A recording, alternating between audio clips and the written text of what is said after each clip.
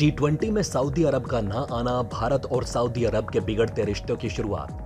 भारत और सऊदी अरब के रिश्तों की मजबूती बना रहे मुस्लिम देशों में मंदिर से देखी जा सकती है। मोदी का मास्टर स्ट्रोक सऊदी अरब को कर गया चारों खाने चित। सऊदी अरब को यूरोप मार्केट से भारत ने धो डाला, तिलमिला उठा और करने लगा बहिष्कार। सऊदी अरब को भारत की तरफ से दिया गया खरबों का झटका।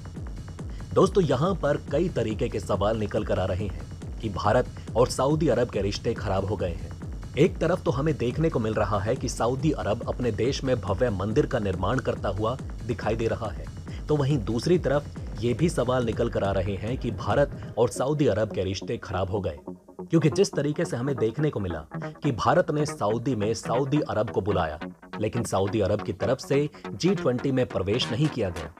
इसके अलावा सऊदी अरब के नोट में भारत का गलत नक्शा छाप दिया गया और इसमें भारत को बिना कश्मीर के दिखाया गया। दोस्तों, जिस तरीके से भारत से सऊदी अरब ने दुश्मनी ली है, उसको भारत की तरफ से उसकी सजा भी दे दी गई। एक तरफ तो भारत ने अपने दुश्मन चीन को भी अच्छा सबक सिखाया, तो वहीं दूसरी तरफ सऊदी अरब को भी आड़े हाथों लिया है। भारत की तरफ से जिस तरीके से सऊदी अरब के ऊपर हमला किया गया, उस हमले के बाद सीधे सऊदी अरब खड़ा भी नहीं हो पाएगा। इसके अलावा सऊदी अरब को OIC संगठन में घेर लिया गया है। ये संगठन वही है जो कि मुस्लिम देशों का संगठन है और दुनिया का 90% तेल इनके पास ही रिजर्व रखा हुआ है, लेकिन इन्होंने भी भारत के G20 में प्रवेश किया। यहाँ पर सवाल ये उठता है कि ये सऊदी अरब वही था जो कि दुनिया के सामने छाती ठोक कर कहता था कि भारत सऊदी अरब का सबसे अच्छा मित्र है, लेकिन उसी सऊदी अरब ने भारत को G20 के मौके पर धोखा दे दिया और पाकिस्तान के साथ जाकर खड़ा हो गया। सऊदी अरब के अलावा तुर्की और चीन भी ऐसे देश हैं जो कि G20 में नहीं आए थे। इसके लिए हमें पहले पीछे जाना होगा और सऊदी अरब और भारत के रिलेशन को समझना होगा। आपकी जानकारी के लिए बता दें कि सऊदी अरब की नज़र में भारत सिर्फ एक ऐसा देश है जो कि सऊदी अरब से तेल खरीदने के लिए सऊदी अरब के करीब आया था, और सऊदी अरब भी एक नंबर का मतलबी देश था जो कि सिर्फ और सिर्फ भारत को तेल बेचने की फिराक में लगा रहता था।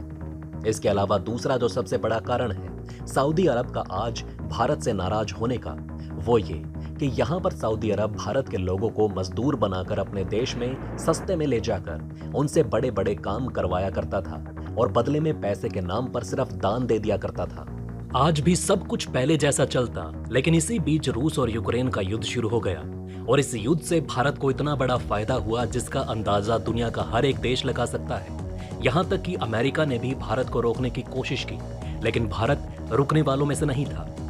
मोदी सरकार ने साफ साफ अमेरिका को आंखें दिखा दी और बता दिया कि भारत दुनिया के किसी भी देश से नहीं डरता। भारत और रूस के बीच में जिस तरीके की डील हो रही थी, उसको देखकर दुनिया का हर एक देश अचंभे में पड़ गया था और भारी मात्रा में भारत रूस से बिना अमेरिका के डरे तेल खरीदता रहा।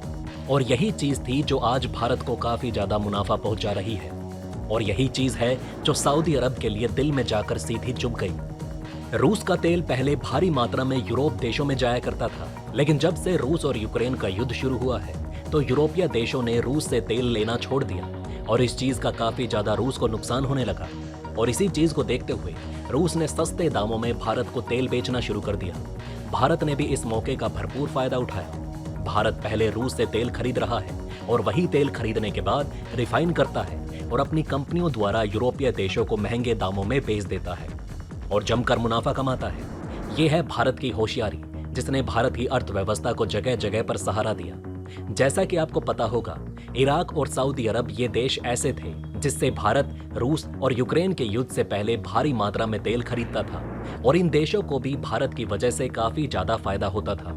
और एक तरीके से हम ऐसा भी कह सकते हैं कि भारत सऊदी अरब के ऊपर पूरे तरीके से निर्भर हो चुका था। जिस तरीके से भारत को तेल की जरूरत पड़ती थी, उस चीज को भी देखते हुए सऊदी अरब समय समय पर भारत का फायदा उठाता रहता था। ऐसा नहीं है कि सिर्फ सऊदी अरब भारत से तेल ना खरीदने की वजह से गुस्सा गया, बल्कि भारत ने सऊदी अरब की रीढ़ की हड्डी तोड़ डाली।